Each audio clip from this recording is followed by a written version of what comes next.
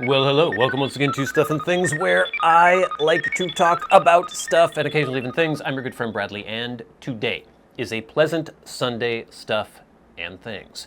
And on this pleasant Sunday Stuff and Things, we have a few stuffs and things to talk about. We're going to talk about some upcoming videos that you can look forward to on both Stuff and Things Plays. We will go over some of your reactions to last week's videos, both the Sunday Stuff and Things, where I was listening to the Spotify Top 10, and then also the video I posted about grammar, or nominally about grammar. It was me taking a grammar test, and then we have an extra large block of your questions in hashtag askstuffandthings. I didn't get a chance to answer any last week, so I folded those over into this week, including a couple more that popped up in the meantime, so this will last us a while on this episode. So I'd like to get through these. I think we have some good questions, some good topics to discuss, so let's get to it. All right, upcoming videos. Let's get through the Stuff and Things Plays videos that we have coming up.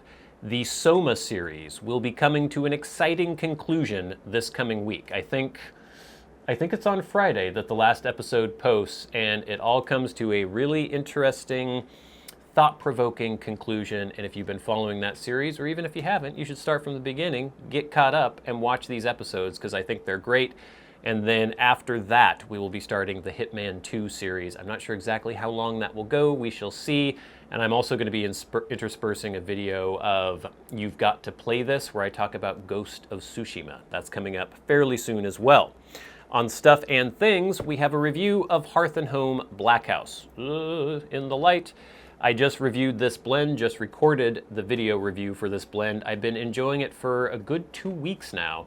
So this is definitely a blend I've been spending some time with, one that I've actually really enjoyed quite a bit.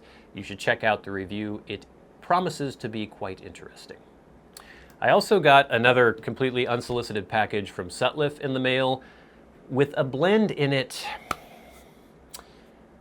that I'm not sure I'm going to enjoy, but it might be interesting to do a first impressions video on. We'll probably get to that more in the coming weeks. I will show you the blend, and I don't know. I haven't decided if I'm going to do a first impressions video. It's definitely not something that I would want to do a full review on, because I just know I don't want to be having to try it for a week or 2 weeks before the video. I mean, maybe I'll be surprised. We'll see. But it's something that's definitely outside of my comfort zone, and it could be fun to do a first impressions video on that. And then I also got a very cool pipe from a very cool person. Our good friend Peter Straub has sent me a really cool pipe in the mail. It's by an American artisanal pipe maker, and I would like to show that to you in an upcoming video as well. So a lot of good stuff coming up in that regard. And then I have some other new ideas for different series popping around in my head or knocking around in my head. As things occur to me, I will let you know, and then you will let me know whether or not you like them by whether or not you watch them. Last week, we posted 2 videos on the Stuff and Things channel. We had our, of course, Sunday Stuff and Things, where I did something a little different. I wanted to listen to the top 10 on Spotify. I guess it was the US weekly top 10 on Spotify. And I gave my reactions to the songs and to the artists. You couldn't really hear the music because obviously the video would get blocked immediately. In fact, when I initially edited that video, I had just a few seconds, a lead-in of each song, and then a few seconds at the end. Even that got blocked, and so I had to re-edit the video to take almost everything out of there. But I had quite a few comments about that. Some people had some other questions, so we're going to touch on that a little bit this week. And then also I posted a video last Wednesday about grammar, or basically it was me taking a grammar test to show supposedly what my level in English grammar was. So we're going to talk about those a bit. First of all, with the music, I wanted to clarify, I seemed rather down on most of the music I heard, and I thought I made it fairly clear in the video, but maybe it wasn't clear enough. I am not at all saying that there is no good music now. I would actually have to say that there's probably more good music being made now than almost at any point in the past. Obviously, that's very subjective, but it seems that way to me. I'm just saying that you're probably not going to find that music on the Spotify top 10. But I'm also not one of those people who thinks that just because something is popular, it must by definition be bad. The Beatles were the most popular band in the world at one point. The Rolling Stones were very popular. Nirvana was amazingly popular at one point. So occasionally a really good band or a really good musician, artist, whatever, will break through into popular music, and just the fact that they're popular does not make them bad. But something being popular definitely doesn't make it good. And that was the point that I was trying to make. I think so much of the music that is popular in any era is very watered down, very much geared for the lowest common denominator. And again, I don't care if you like any of these bands or any of that music. Whatever you like is great for you. And if you enjoy listening to something, listen to something. I was just saying that when I was listening to these songs, I was not impressed for the most part. But there is great music out there. There are definitely bands that are current that I love and listen to. They're just probably not going to be on the Spotify top 10. And then the grammar thing. I had quite a few people pointing out, like, this test was too easy. Yeah, I think it was mostly supposed to be geared for people who are learning English as a second language. I tried going through quite a few different tests, and I couldn't find anything that was a nice balance between super, super technical and in-depth or something that was a little more breezy and lightweight. I thought that the video would benefit from being a little bit more faster paced and not something where we're getting super nitty-gritty into the grammar stuff. And there was one thing that I got wrong, not as far as an answer to the question, it was just something I said.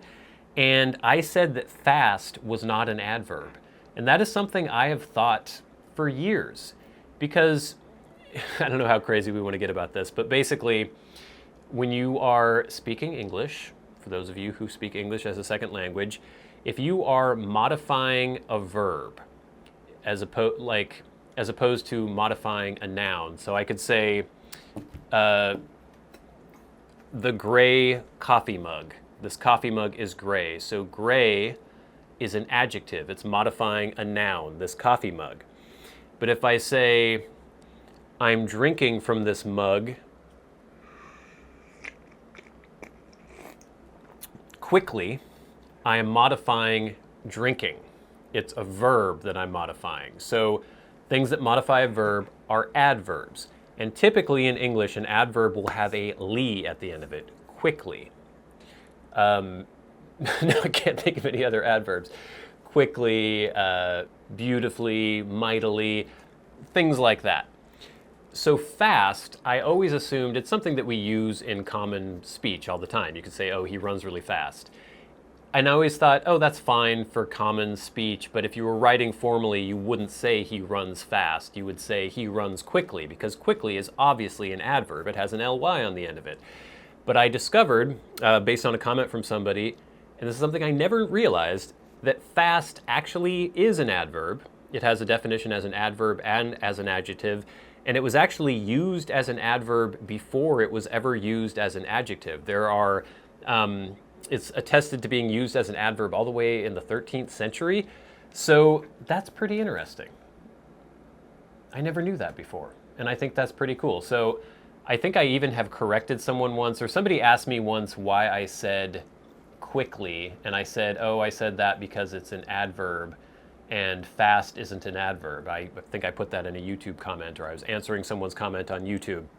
But that's not true. Fast is an adverb as well, and it is perfectly okay to use even in formal writing. So hopefully that was interesting to you guys. I think it is time now to get to our next topic. And that topic is hashtag #AskStuffandThings. They are questions from you. If you would like to ask me a question and you would like me to answer it on the Sunday Stuff and Things, tweet at @SATBradley with the hashtag #AskStuffandThings. And if you hate Twitter, and I don't really blame you if you do, you can try to leave me messages or leave comments on YouTube. I try to weed through those as well to pick out questions. Also, if you are a Patreon supporter, you can ask me questions on there. The first question comes via Patreon. It is from Paul Jason Buckner. Paul says, I have a tea question. I read all the time reviewers of pipe blends say, when talking about Latakia as creamy, I know what I think is creamy in a blend, but I don't get what they are saying when they describe Latakia as creamy. Latakia is smoky, of course. Latakia blends are tasty, and I love them, but I never quite understand creamy.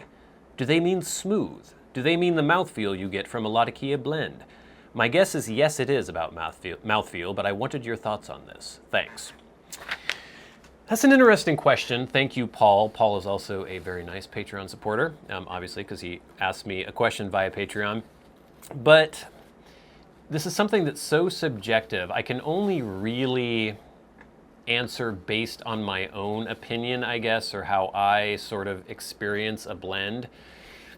I don't know that Latakia itself has ever seemed to me to be the thing that makes a blend seem creamy.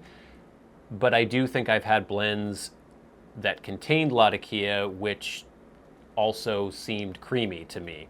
To me, creamy is more about a mouthfeel. And it's usually something that has...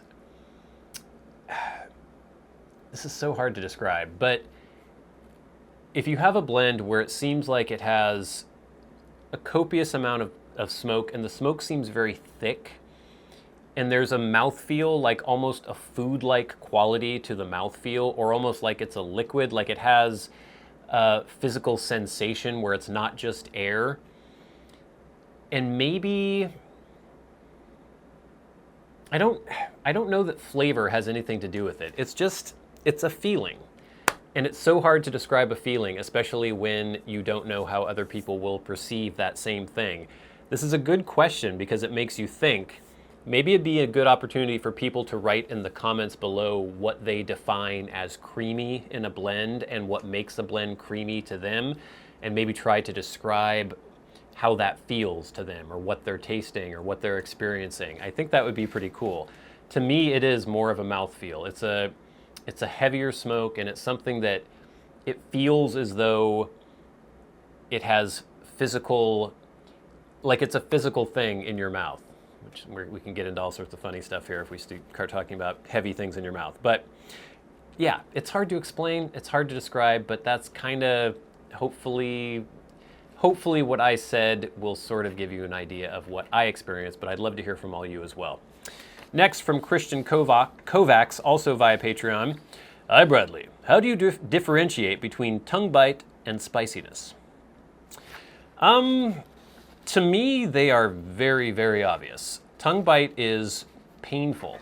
Tongue bite is something that you will notice sort of accumulating gradually. It's like additive. Spicy is just a flavor. You taste it, oh, that's spicy. That, just like you'll taste sweet, you'll taste savory, you'll taste different things within a blend.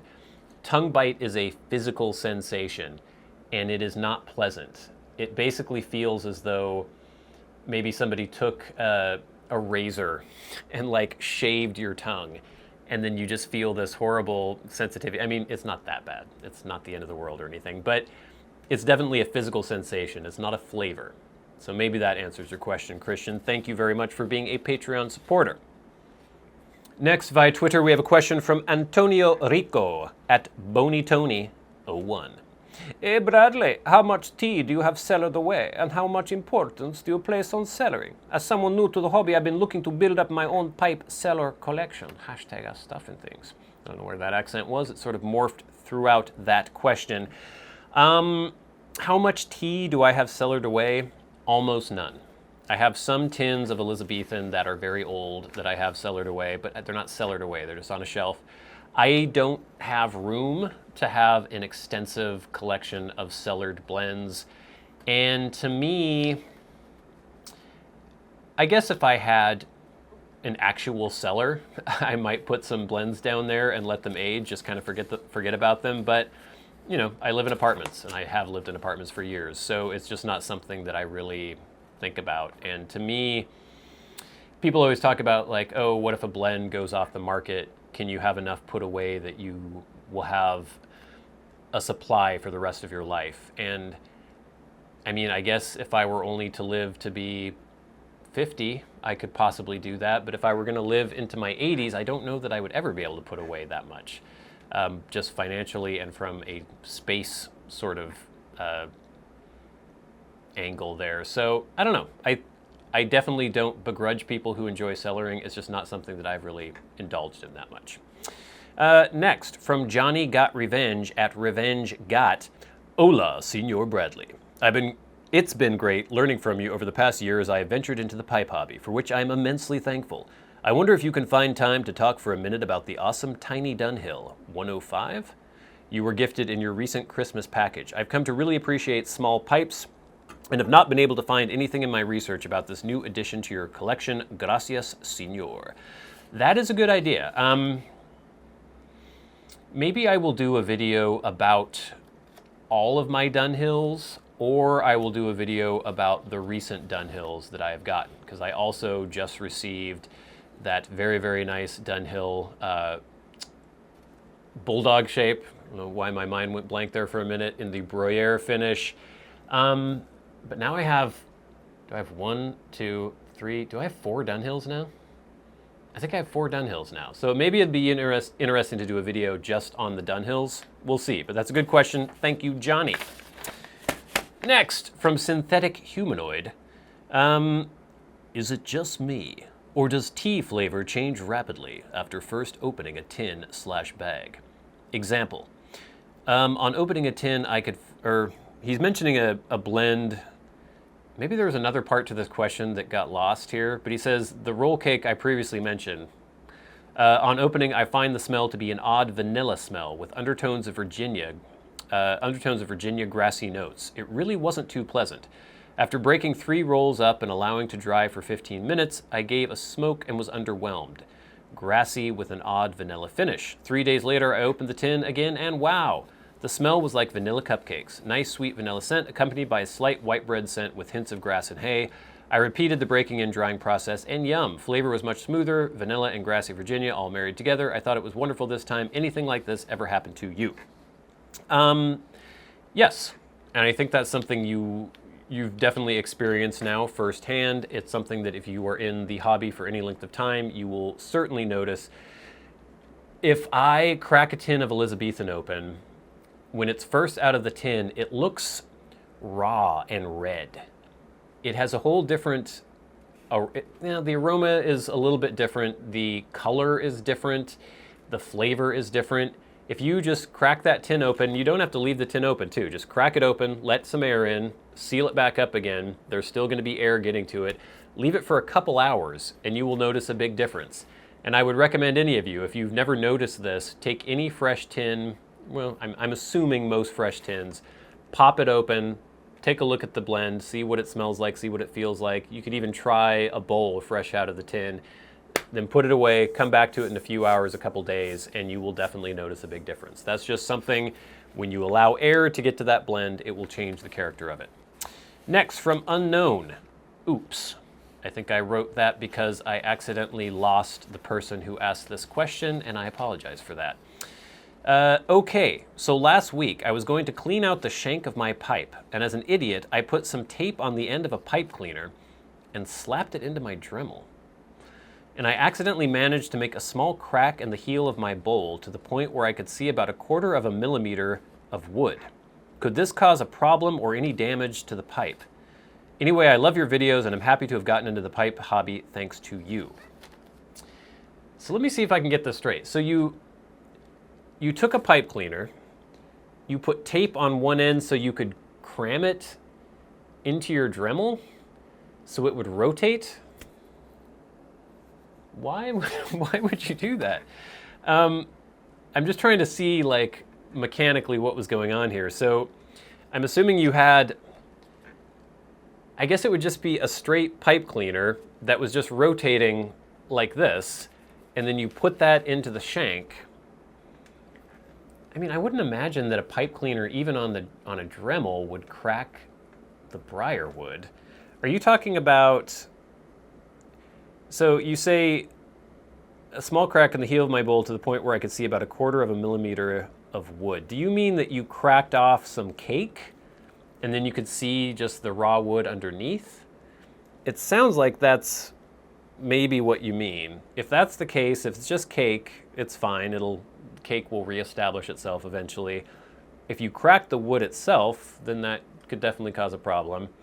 I'm just a little unclear as to exactly what was going on. I think in the future, avoid any power tools when trying to clean your pipe. You don't need to go that crazy. If you really want to clean that shank out, just get some alcohol, get maybe a bristle pipe cleaner or something. You could use that. But for the most part, just a normal pipe cleaner works fine. You don't need to use a Dremel. Next, from Billy Kegel. Aren't Kegels something? Yeah, Kegels. Isn't that the exercise that women do to increase things? Good video. I'm not on Facebook, so I want to ask you. It's spelled differently. Sorry, Billy. I know you like blends, but did you see... What? I know you like blends. Okay. But did you see where Prince Albert is being discontinued? I wish I could find a pouch or tin. Be blessed. Okay, so Prince Albert, a venerable over-the-counter blend, a drugstore blend that's been around for a very long time. Have I ever had Prince Albert? I can't remember if I have. I know... I'm trying to remember which OTC blends I've done reviews on. I don't think I've done Prince Albert. I tried to look into this for you, Billy, and I found several things on several forums. Some people saying it's been discontinued. Some people saying, no, it just happens to be sold out everywhere right now. But you can order it, and then supposedly you will get it eventually. Like you can be almost pre-ordering it. I don't know exactly what sites they're going to and what exactly they mean. I tried to find it myself. I found plenty of listings for it, but it was just currently not in stock. So I don't know. I don't know if it will be back in stock. I don't know if it actually has been discontinued. I couldn't find any official information on that. So if anyone has any info on that, description box below or comment box below, write for Billy or answer Billy's question if you have any more information. I did 15 minutes worth of search on Google and couldn't find anything definitive. But thank you for the question, Billy. Thank you all for the questions. That was nice to have a nice big block of questions for hashtag AskStuffandThings. Please keep your questions coming, whether it be on Twitter, on YouTube, via Patreon, whatever. I love to hear from you guys. But now, gang, it's time for the very best part of the show. That is where I thank our Patreon supporters. If you would like to support the channels, there is a link in the description box below to our Patreon. We post a lot of videos on here that can't be monetized because of the subject matter. And that does not mean they're horrible or profane or violent or anything like that. It's just because they have to do with pipe blends and pipes, and YouTube doesn't like that. So if you want to support me continuing to make those videos, it's much appreciated. You could go to the Patreon box below and pledge a little bit of support. But if you do support the channel at $25 or more a month, you get a special shout out. Just like Ryan McFadin, Kirk Crompton, Private Eye, Glenn, Gus, Jason Buckner, Jen O'Side, John Leone, Krisztian Kovacs, Joshua Jackson, Gloria Phillips, and MDoftheNorth. And then there are crazy people, wild maniacs who support the channels at $100 a month. They are entitled to a conversation with me every 3 months. And they are Peter Straub, Bob McGee, and David Gaudreau. Thank you all so much for your support. Thank you all so much for watching this week. Lots of stuff coming up. Like I mentioned, Hearth Home BlackHouse review this Wednesday. The end of the Soma series, Monday, Wednesday, Friday. The last episode will be Friday. Then next week we're getting into Hitman. We're gonna have new blends to look at. We're gonna have some pipes to look at. We have some other video series that I'm kind of knocking around in my head. Many things coming up, but I hope that you, I hope that you will enjoy all of them. Let me know.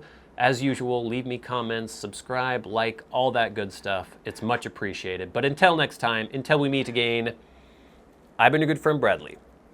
You've been the audience. This has been Stuff and Things on a pleasant Sunday Stuff and Things.